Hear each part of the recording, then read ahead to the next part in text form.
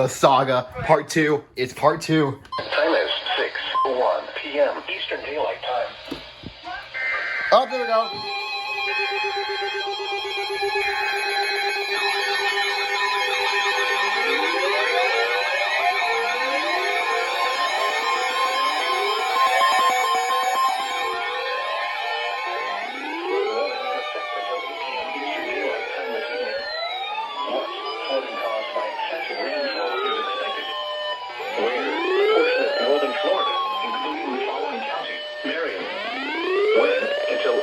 Eastern Daylight Time. You just issued an SVR. Flooding of rivers, creeks, streams, and other low-lying and flood-prone locations is imminent or occurring.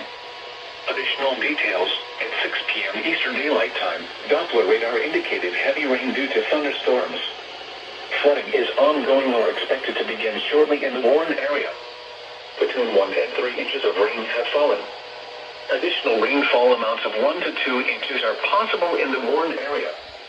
Some locations that will experience flooding include Ocala Airport, Riddick, Lowell, and Flemington. http://www.weather.gov/safety/flood turnaround. Don't drown when encountering flooded roads. Most flood deaths occur in vehicles. Please report observed flooding to local emergency services or law enforcement and request they pass this information to the National Weather Service when you can do so safely.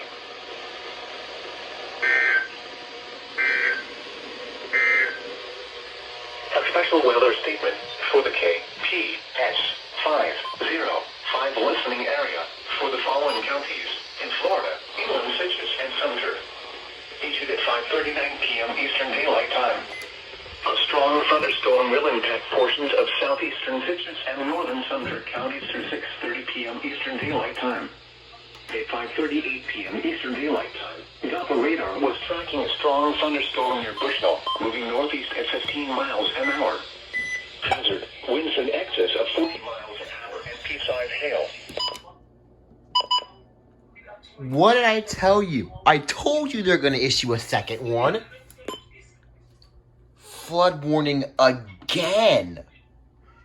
But this time they relayed it pretty quickly.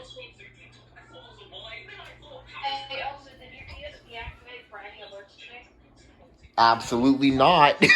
Absolutely not. 22 nautical miles east of Fort Pierce Inlet. 16 nautical miles east of... Friggin', I didn't have enough time to put the ESP on channel 5 because it's so hard to change the channels on that thing. Dude, another... See? We're in Jacksonville's... We're in Jacksonville's flood season, I swear.